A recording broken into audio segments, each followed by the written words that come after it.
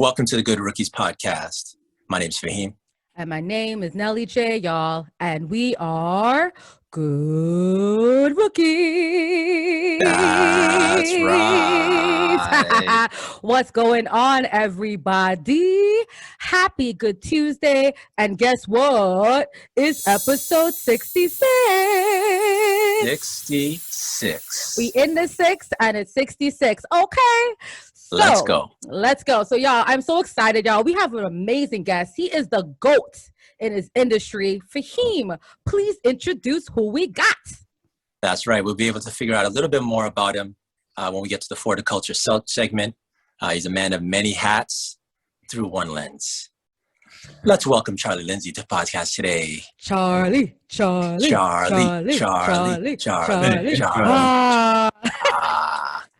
That was an amazing intro. Thank you, guys. Appreciate it. Oh, man. No, thank you for being here, Charlie. I mean, where do we start for him? We're going to really dive deep because I got like a lot to ask you for the culture. But before we get there, it's always great to have like Black creators, Black innovators on the show. So I'm looking to absorb a lot from you today. But before we get into the podcast, I have to ask you a question because I heard some stuff this week. You know, Scottie Pippen has been buzzing around in everyone's rooms, right? And he said something, and Charlie, I have to ask this question because I just have to. So Scottie Pippen said this. He said this on the GQ interview. He said, quote unquote, "I was as great a player as Michael Jordan," end quote. What's your thoughts on that statement? And do you agree with Scottie Pippen? That's a tough one, man. That's a tough one. I definitely don't agree, obviously. But no, I think I don't want to go too hard on him because I didn't hear the full interview. I know how the media likes to just take little bits and pieces and spin it there however way they want. But yeah, Scottie's been on some stuff lately, so I'm kind of, I'll let whatever he says cool, but I'm on the other side. I'm on the GOAT side with that one. Yeah. I mean, I think it's great to love yourself as much as Kanye loves Kanye. I'm cool with that, right? But yeah, it is something where, you know, Scottie Pippen is trying to sell a book, and I respect the game. You know what I'm saying? Make your money, bro. But yeah, like I'm a huge Michael Jordan fan. When I came here from Trinidad, the first person I admired was Michael Jordan. And so I have to side with the GOAT. But I find it interesting that even though all the buzz Pippen has been saying, MJ has been silent night. And I think we could learn a lot from Michael Jordan, the fact that he's not even entertaining the dude. That's really, I even respect MJ more because he has not made a statement or nothing this past week since the book has been out. So that's what I've taken from this entire endeavor. Fahim, your thoughts? So Scottie, he released a book in 97 called Reach Higher, which I guess he took the higher route. There's really no Jordan slander in it, apparently. This one is called Unguarded, book by Scottie Pippen. We all know that, you know, controversy sells books. So it's to be expected. It's just kind of the type of controversy. Just to say that is kind of, I would, right off rip, it's going to be kind of, you know, controversial. Real quick, I just want to throw it to the floor. Is there an argument there? Say, for instance, Scottie Pippen might be approaching it as an angle is he sees Jordan every day. He would maybe know, because Jordan, he's the GOAT, but no one's perfect. So I'm pretty sure if there's anyone that can maybe pick out maybe some imperfections in Jordan's game, perhaps Scottie Pippen would. Do you think possibly Scottie Pippen speaking from a purely basketball point of view to say, well, if he wasn't Michael Jordan, there's a possibility that he maybe does things better than Jordan in some areas, then we would maybe on the outside be looking in. I mean, I'll kind of answer my own question. I can't really think of much things that Scottie Pippen does better than Michael Jordan. I'll throw it out to you guys. Is there anything that you can right up top of your head think that Pippen is better at Michael Jordan? I could go first. Yeah, I think I watched, those are my favorite team growing up, but I was a kid, right? So I don't have like as much in-depth analyst or knowledge as I do when I watched like the game today. I've seen some stuff though, and I would say you're probably right. Maybe, but I'll give him maybe defense because that dude was tall. He had long arms. You know, he was. Right. I'll say maybe on defense he was probably on par, maybe a little better, but everything else is probably a wash. Yeah, so I would say there's nothing that he does better than Michael Jordan. Jordan has won Defensive Players of the Year. He's been Yes, on he all has. defensive teams. Scottie Yeah. ain't got that accolade, bro. On top of No. that, Right. he doesn't have that. On top of that, Scottie, what you're really good at is running your damn mouth. How about that? That's what I'm gonna say. That's what I'm gonna say. But I love Scottie. I love. Just saying that. All right. So, you know, let's just get into our first topic that we have tonight. Wow. So we have Kyle Lowry. We have two, actually, let me go two ex-Raptors. Kyle Lowry's one, Demar Derozan's the other.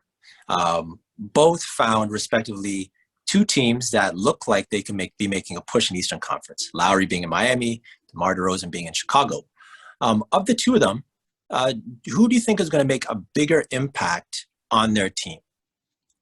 That's a good question. I'm gonna let our guest Charlie go first.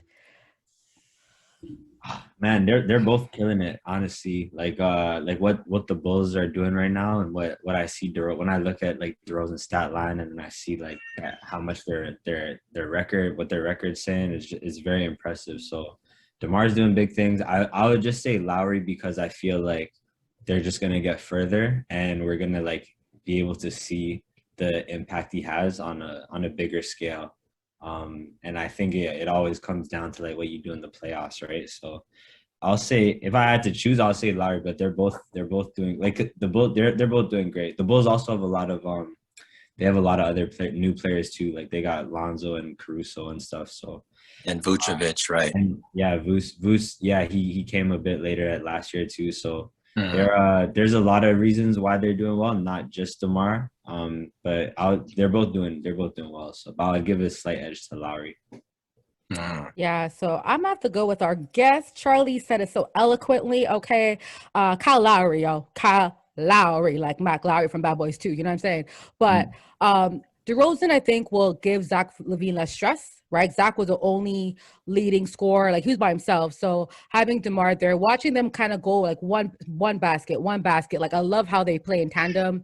The only slack on DeMar's game is the defensive end. But I would say he's playing better D than he did for us for the Raptors. I'm like, DeMar got defense this year? What the? Okay. Kyle Lowry, yeah, he's balling and shooting threes, Charlie. Right. I was like, we didn't get this type of game before. When it comes to Kyle Lowry, though, Kyle Lowry is the ball facilitator. He is the leader of that team. And what I love is that Tyler Hero is having an amazing season because of Kyle. He is getting the ball where he wants it. I think for Jimmy Butler, who is the head of the team, I think Kyle Lowry is that locker room, like that secondary, like motivational guy, you know, the encourager, right? We know Kyle Lowry has the great culture, the great mentality in terms of a teammate. So I do think that Kyle Lowry is going to give the locker room and on the floor and on the defensive end and the mental edge for the Miami Heat. That's why I'm giving him, like Charlie said, more impact this year. But they're both going to help their teams make it to the playoffs. Absolutely. Definitely. So with Lowry, I'm on board. I think it's going to help, like you mentioned, Hero, and just them having maybe a. So actually, let me throw this. Goran Dragic was there last year. I would say that Lowry would be an upgrade from Dragic, what they had last year. I'm pretty sure we can all, okay, we're on the same page. So if Lowry's been an upgrade, I can see the impact definitely be bigger on Lowry's end because of the fact that I think I'm expecting more from Miami come the playoffs. On DeRozan's end, though, I think he's in a perfect situation. When he was in Toronto, we had him, he's a great player, but we had him kind of out of his natural position. I don't know if he never really established if it was his team or Kyle's team. We kind of shared it between the two of them. I think DeMar now having, when he went to San Antonio, it was still kind of his team, but they kind of underperformed. I think that was Popovich's first time in a very long time that they had not made the playoffs. And now with DeMar being in Chicago, I could say, you know what, Zach LaVine, like you mentioned, is going to have someone to take a little bit of the burden off of him. And also coming back to what I'm originally saying with DeMar is best, I think, in a secondary role where there's no pressure on him or less pressure on him. So I think playing in Chicago with Zach LaVine, who I think is cut from a cloth to be a number one option. He doesn't shy away from the big moments. So I think Chicago could be interesting with the addition of DeMar doing his thing. But of the two of them, weighing both sides, I do think that Kyle's going to have a bigger all-around impact. I think so. If they were to meet, though, in the first round, any takers on who you think or how you think that would play out if they were to meet in the first round? Well, that'd be pretty fun. I would have to give it to the Heat just because they've been there, Right. done that, right? But Right. yeah, that would be a lot of fun, man. It would be interesting. There's a lot of cross matchups that could be cool to see, like Jimmy Butler, Derozan, Lonzo, Lowry, even off the bench, Hero, Caruso. Yeah, there's a Bam, Vooz, like that's a good one. I like that. Yeah. Stuff, but That's hard. You know what? I will give Miami the edge as well because I think they have more depth. And I think the Bulls had an injury. One of their big men got injured. Was it Williams? Someone. So Williamson. I'm trying to figure out what his last name. I'm bad with names for him. I think it's Williams. Is it Williams? I think so. Yeah, I think he had a season-ending injury, right? So yeah, because he would be a big piece defensively. So yeah, I'll give Miami the edge. Butler and Kyle Lowry, and if Hero has the bubble Hero, woo, that's gonna be tough to beat, man. Tough to beat. No, I think so. Yeah, I'm with the floor. I think Miami would maybe edge them out. It would be close though. I think what I like to see with Chicago is. Chicago is kind of like we know of Atlanta. Atlanta's always been a bottom feed on the Eastern Conference for a long time. And last year, they had their breakout. And now we could say, okay, they're ready now. I feel like Chicago's in that same place where Chicago's made the right moves and now Chicago's legitimate. I put them in the contender of the Eastern Conference. I'm not saying for the championship, but I think as the playoffs go on in the East, I think Chicago's going to be there. I do think so. So Charlie, you've done photography for the Raptors, and we'll get into that for the culture. Quick question, or just maybe something you can add to this. You've met both of them. Any stories or anything that you can drop? Any jewels, any exclusives for the good rookies that have any experience positive that you'd like to share with us? And also, who's cooler to you? He's gonna say both. Put him on the spot. He's gonna be like, y'all, I can't pick a side. Okay, cool. Actually, Charlie, also, who do you think was the first option when DeMar and Kyle Lowry was here? That's the easier question for him. I won't put him on the spot, but all right, who was the first option for the Raptors? I'll probably say DeMar. Okay. DeMar. Really? It seemed like he was the first option. Like Lowry was the leader. It seemed like Lowry was the leader, but DeMar was like the first option. They had a very interesting dynamic where it's like they covered each other's flaws a bit. So yeah, it kind of felt like that, and both of them were cool. To when we got to meet them to shoot them, so it's hard to pick sides on that side. Right. No, that bromance was real then, right? It was a real relationship. Yeah, definitely real.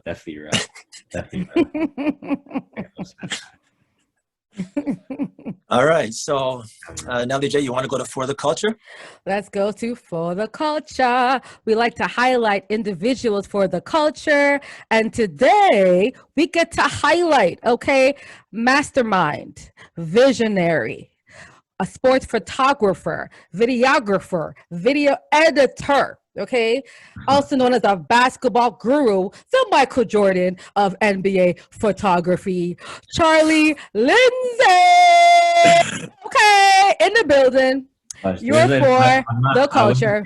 Some of the video, like I don't fully edit videos. Like we have a good team where I work at Tier Zero, so I want to just make that clear. But no problem. As a leader always does. As a leader always the And that first is to his fine. teammates. So But good job. Good but he job. can edit though. He can edit a thing. You understand? Anyways, Yeah. Charlie, we want to congratulate you for the culture. We want to highlight you because Charlie, like you're someone that I think a lot of people don't even know your contribution to the game of basketball that we all love and admire.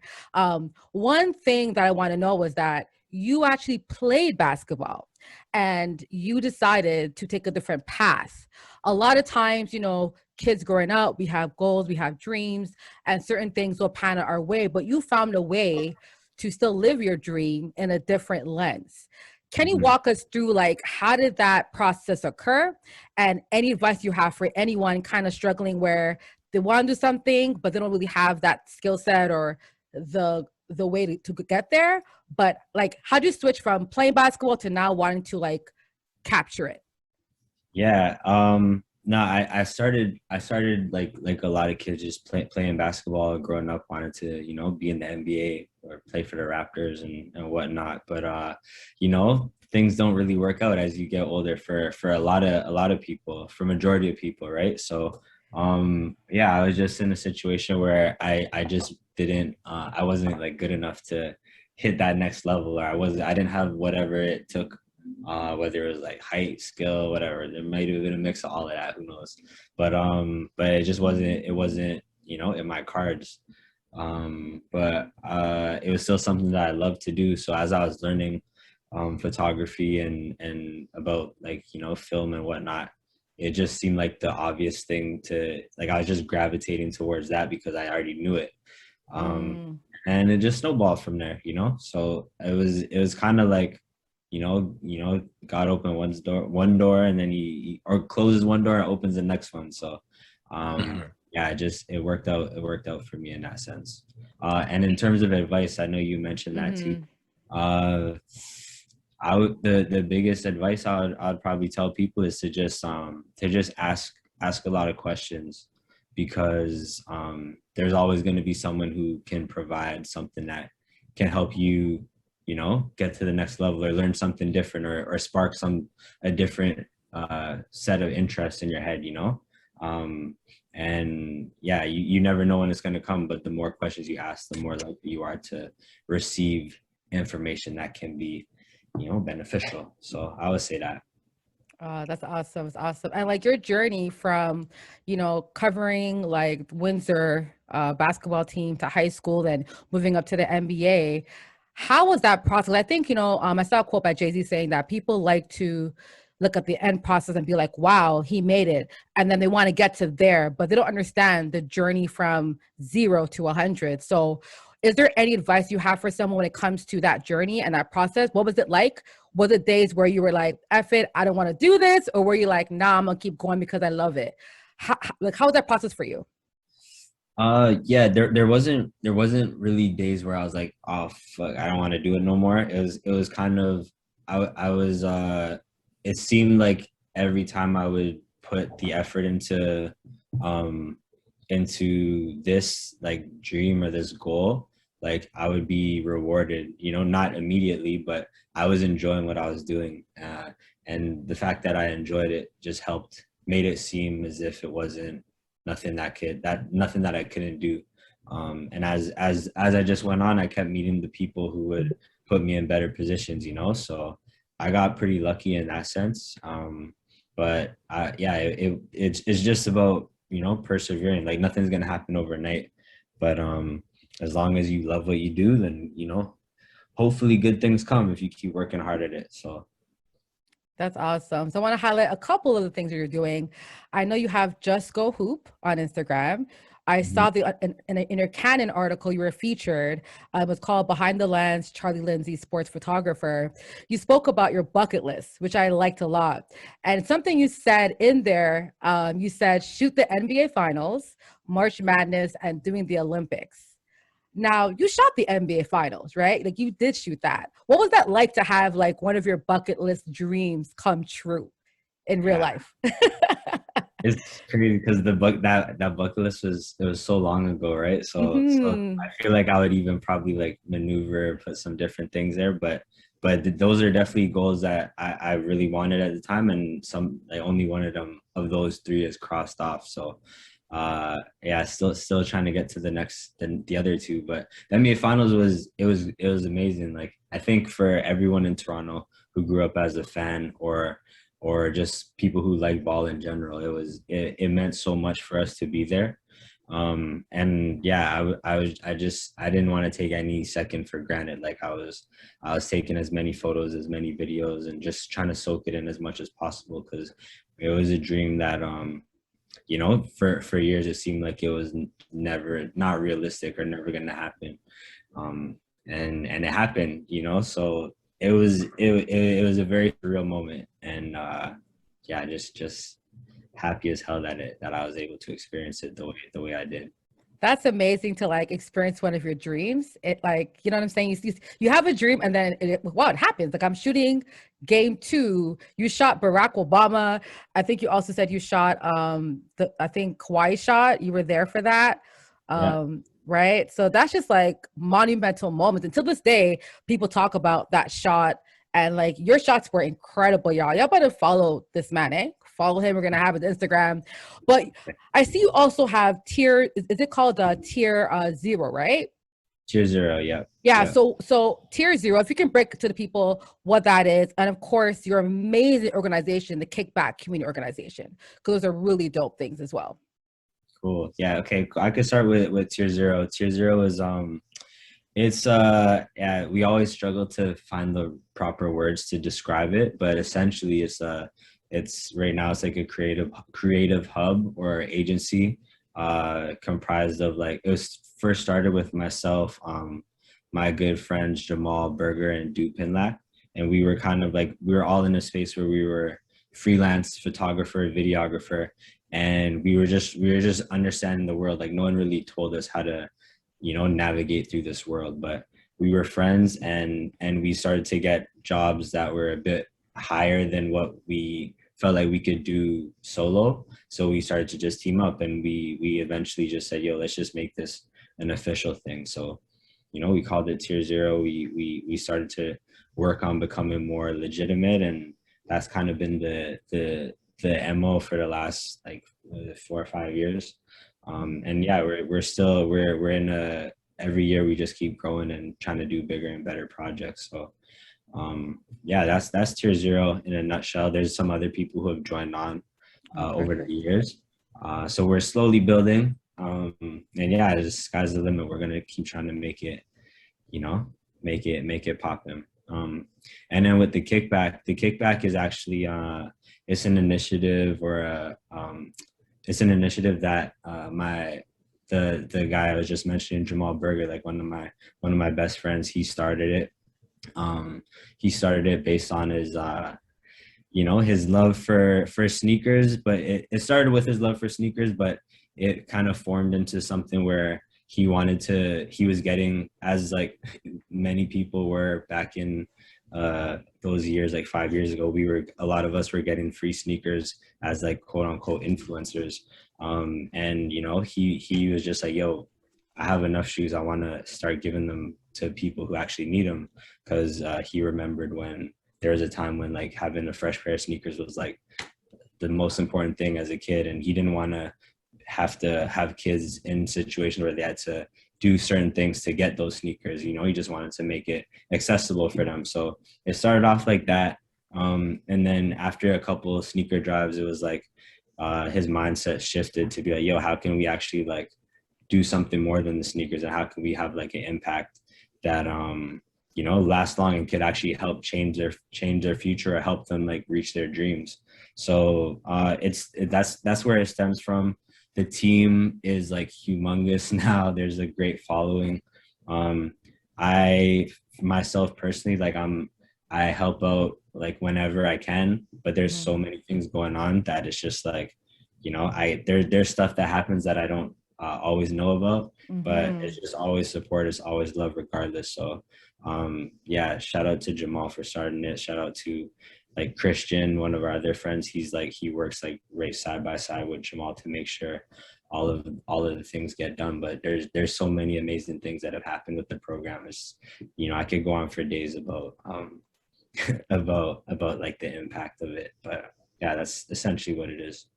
It's awesome. Like I have like water in my eye because for me, growing up as as an immigrant, coming here, single mother, you're in welfare. Like I have three brothers, and my mom could always afford to buy them the sneakers they wanted, right? Luckily, they got jobs in call center. They've got little side jobs here and there, but it's crazy how to these kids, a fresh pair of kicks that can help them get through a year of school. It can build confidence in the classroom, build confidence as a young Black man in Canada. And it's so important. So I love that initiative. I'm definitely going to donate.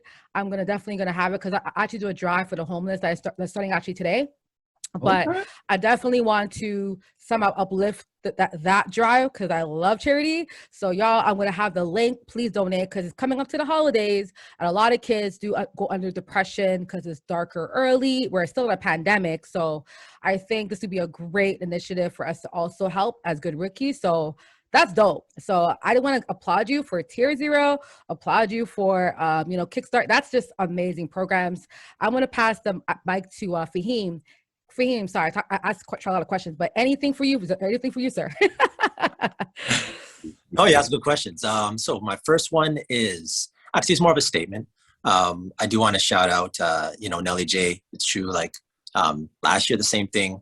Did the drive, holiday drive, and that's amazing. Kind of ties in with Charlie. The Kickback had its Dominican Republic and also Puerto Rico also, in which there was a basketball tournament that you did, and you actually had helped in those areas. Is that correct? Yeah, I actually wasn't at both of those events. Those were like the two broad ones that I wasn't able Right. to go to. But yeah, there was a basketball tournament in Dominican, and what was the other one you had said? Dominican and Puerto Rico. Oh, in Puerto Rico, yeah, in Puerto Rico, our friend named Jonah, he's from Boston, but of Puerto Rican descent, and he put on he kind of led that initiative to give back to the people of his country, neighborhood that he grew up in. So all amazing things, all amazing things. Yeah, most definitely. So I do have one last question on the way out of this. Is this? So you are a photographer for real, right? Like for real. So, For real. but for real, but everybody takes photos everyone has a camera on their phone. So everyone is somewhat a photographer daily. They have help with their phones. There's filters.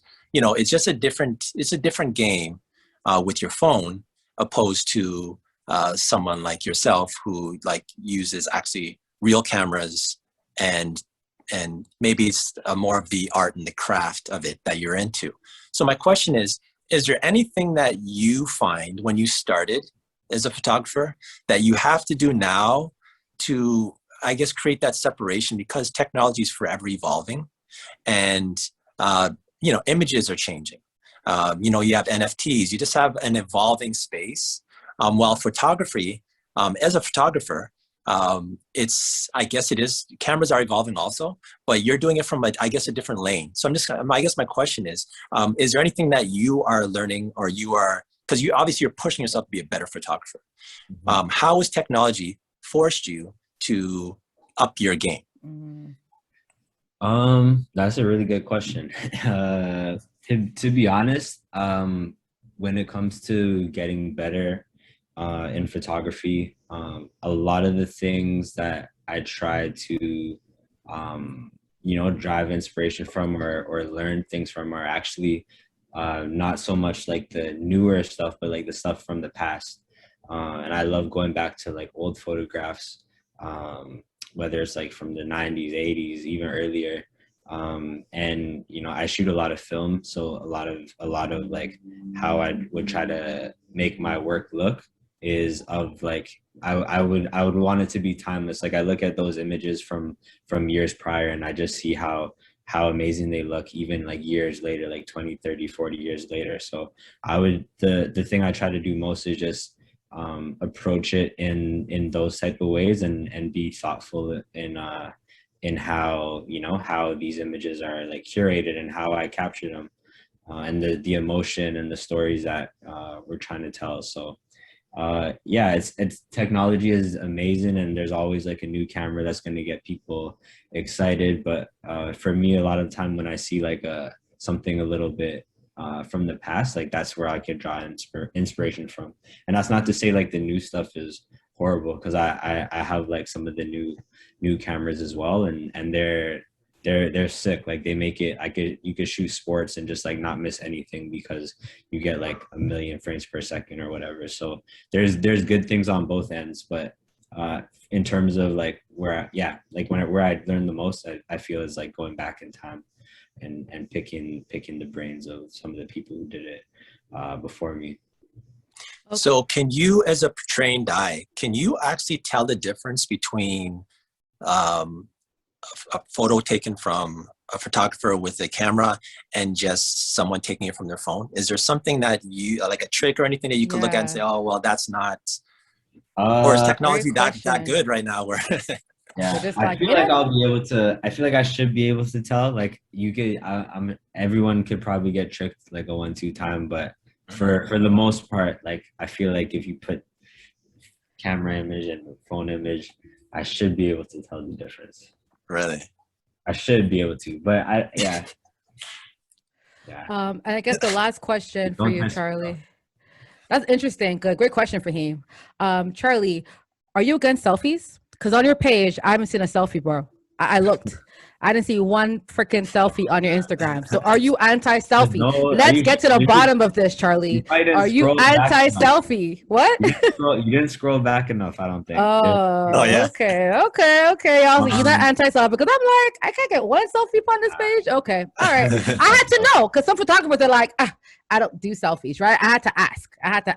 That's I haven't used IG to its full extent for the past couple of years, but I think when I was using it hard body, it was more so I just wanted like to show the work, and there was just like, I don't know, there was a lot of photographers didn't show their face, and it was like a kind of like a let your work do the talking and kind of that mysterious vibe, rather than like, you know, influence people with like who I was, or maybe, you know, you just never know. And it's if there was no face to it, or less of a face, then I just felt like more people could potentially resonate with it. It was just, yeah, I don't know, I'm in a different mindset now, and I would definitely be down to like, you know, just not care with whatever the hell I'm posting. But for the time that it was, I was just trying to let the work, you know, speak for itself. So all right, so guys, when Charlie posts a selfie, you better say, Janelle, thank you. All right. You're welcome, y'all. You're welcome. So before we close off, before the culture, Charlie, again, thank you for what you're doing for the community, for the culture. Like, I mean, you're checking off all the boxes here. The Toronto Mans Dem, we appreciate you, all the work you've done. You've been grinding in silence, and no one probably even noticed. So if you didn't know who Charlie is, now you know. Now you know, right? Enough Notorious B.I.G. movement here. So let's go to our last segment for him. All right, so let's go to That's Absurd. That's absurd for him, bro. What was absurd this week? What was absurd? Wow. PSG, the women's soccer team from PSG, they have two players who happen to be teammates. Okay. And one of the players was arrested for hiring a masked man to injure her teammate so she can get more playing time. Sorry. What? Absurd. Okay. Yeah. At least top 10 absurd of the year. That's absurd. She hired a masked man to injure. This is like that show, let me call that show Snapped. You know Snapped, the TV show? This is like the Snapped for sports. That's great. Charlie, your thoughts on the story, sir? Oh man, it's a crazy world. Like I'm not. There's so many wild things that happen nowadays that it's like every headline you can't even be surprised. That's pretty messed up though. Like you would if you're on the same team, you would think that you guys got each other's backs and you're not trying to be a setup thing. But Yes. A set I of don't know, things. man. Some people. I mean, I would just say try to work harder rather than offend your opponent. But everyone's different, I guess. So Boop. I mean, how about you practice harder, run that can further? help. How about that? Help. That can help. So I don't know. What do you guys think? It's kind of strange. I'm in shock. This is to me wild. This is wild. Like, and honestly, when I heard this story, I just seen a story. I'm like, it has to be a woman. I don't know why. It kind of brought me back to that girl who hit the other girl that was the skater back in the day. I was just gonna go there. Oh, Yeah, okay. That was kind of my lane. So I was gonna go All right, go ahead, 1994 Fahim. Winter Olympics, Tanya Harding and Nancy Kerrigan. And that is in sports. That's iconic for a situation like this, where Tanya Harding, out of jealousy, I guess it was her ex-husband apparently, who had who take a whack at Nancy Kerrigan, so she couldn't compete in the Olympics and ended her run. So immediately when I heard the story, that came to mind. But then I thought, well, this is even worse because Kerrigan and Tanya Harding, they're competing. So, but these two are teammates on the same team. So it's kind of like, are they though? But are they teammates? well, technically they both play for PSG's women's soccer team. So technically, it's supposed to be for the same goal. But wow, like there's so many layers to this that just completely absurd. And it's a good example of what jealousy can get you to. Like jealousy, resentment is the biggest poison. Pride and resentment, that can make you do some really ill-advised things. And I just think that as an athlete, I get it. You work so hard to get to a point and there's someone ahead of you, right? But that person also worked just as hard to get to that point. And I just think that as an athlete, you should kind of respect, like I play ball. So if someone started over me, I would be like, okay, what are you doing? So I can become like you or better. Like it should be used to motivate you, not to make you resent. And I think it just shows you an example of how ugly resentment and pride can get if you don't check yourself. So how was the girl who was targeted? Is she okay? Like, is she good? How is she mentally? Do you know? Oh, mentally, that I have no idea. Not sure. Okay, just kind of talked about just okay. Yeah, that's traumatizing. I'm sorry. Are they still teammates or what? Or is she off? She's off. Yeah, I think. Well, she's arrested, so I'm assuming that.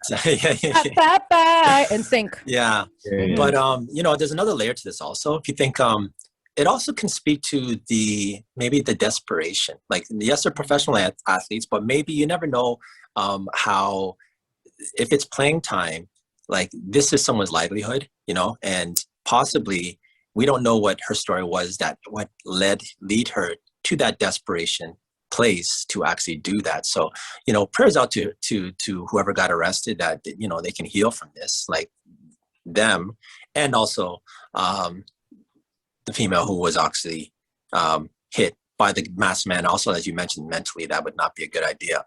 But I do want to say this in closing. That's an example of horrible teammates. We started it with, like I said, the best bromance in maybe basketball history, as far as I know. So that's where we went to two different extremes. And I'll just throw this question out. Since you do have teammates, not all teammates get along. Is there any teammates that did not get along that still were able to, for the common goal of the team, get past it? Can you think of a legendary, someone big that it was well known that they didn't get along, but for the bigger goal, they made it work? Can you give an example of one? Kobe and Shaq, period. Yeah, good. Kobe and Shaq, good. that's the one I was thinking about. Like they wanted, I mean, is there anyone, maybe Pippen? He's kind of resenting. Yeah. I mean, Pippen didn't injure Jordan, but I'm sure he wish he could. Right. I'm sure he wish he could. No, true. Yeah. mm, Yeah, normally those things are kind of in-house. So yeah. if they do, but by the time they get to the media, it's usually too late. Yeah, yeah. Yeah, And keep yeah, in mind, we started off the episode with MJ and Pippen relationship, moving to a good romance between Kyle Lowry. Now we're ending off on some that's absurd stuff right now. So right. So uh it's Just waves. yo, listen, man. This is Snapped Sports. That should be a show. You know, Snapped? It should have a Snapped Sports edition. I'm sure enough athletes have been snapping pod the courts all around the world, dog. right. I'm telling you. I gotta be put onto the snaps thing. I don't know. Snapped? Uh, People who snap, like they're cool and then they just snap and do, they kill their husbands or whatever. Yeah, they just snap in a moment. But that's a real show. It's a real show. Yeah. It's called Snapped. It's a thing. He's like, what? Don't worry, I'm sending the link. Yeah, it's a real show.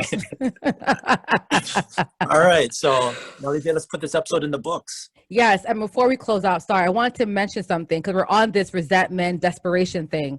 Oprah Winfrey, someone brought this to my attention. I thought it was great. She was talking about how we can't tie our life to a person or a job. It has to be to a mission. Because when you tie your life or purpose to a job or a person, if they break your heart, if you lose your job, or if you lose what you want, it leads you down this path of that's absurd segment, right?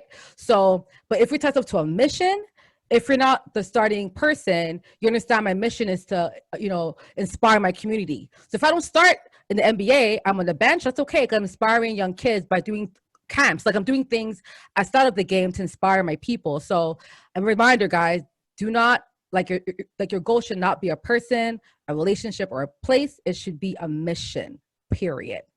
Now we can end the segment. Sorry, I had to kind of drop a little thing for y'all. You know what I mean? Drop some knowledge. Drop some knowledge. All right, y'all. So y'all, that was episode 66. 66. So, Charlie, we'd love to give our special guest a chance to do a shout out at the end of our episode. So the floor is yours. Oh man. All right. Let me see. Well, shout out Tier Zero to Kickback, my family, friends. I would like to shout out Rochelle and Chris and the family, because I know they're the You beat me to the punch, yes. Got it together. So Aiden, Naya, Mara, yeah, all of them, man. Shout out to them too. So it's love. It's love. It's Naya's birthday last week or the week before. So yep, that's right. Nice. Yeah. All right. Amazing. So my shout out is going to be quite simple. I want to shout out Charlie Lindsay. Thank you for taking the time out of your busy schedule to be on the podcast. We don't take this lightly. So please come again when you are free. We'd love to have you back to drop more knowledge. I also want to shout out Chris. Big up, Chris. I will see him on Pullman on Clubhouse lately. So Clubhouse, I see him on Clubhouse lately. But I also want to shout out Will Smith. I did buy his book, Will. So far the book is really great. I'm only gone through a chapter, but I already feel inspired. So I hope it's a life changing. But his movie coming out, King Richard, featuring Serena and Venus's dad, who did what no one thought could be possible, have two GOATs in his bloodline in tennis. So I'm just so happy for that. So I think it's dropping, this month. So big up to them on that film project. I'll pass the mic to Fahim. All right. So I'd like to make I'll go with my first shout out is Erin Jackson. She is the first ever Black American woman to win a speed skating World Cup title. Happened recently. So once again, ERIN Jackson, shout out to you. It's good to see that we're in different lanes and doing it. It feels kind of relevant also since we were just talking about Tanya Harding and then Nancy Kerrigan on the ice. Black women are doing it on the ice also. Got to recognize that. Black girl magic. Okay. And I want to obviously shout out Charlie. Thank you very much for coming out tonight. I hope we did your movement justice, because you're doing big things, and that's what we like to do, is highlight people who are doing big things that maybe aren't, getting the shine, and that are really making a contribution. So I want to shout you out, Charlie. Thank you very much. The Thank you. Kickback, support that. And everything that Charlie does, let's support him also. Thank you guys. No, I appreciate it, Absolutely. man. That was a lot of fun. I love the energy from both you guys. The topics are great. So thank you guys. Appreciate it. Oh my gosh, Thank you. thank you. Well, y'all, that was episode 66. Yeah. So if you had a good time, you enjoyed yourself, please like, subscribe, and to tell a friend, to tell a friend, to tell a friend for him. You know where to find us if you're looking for us. We're on all platforms for you. That's Good Rooskies Podcast, episode 66. And we out. Peace.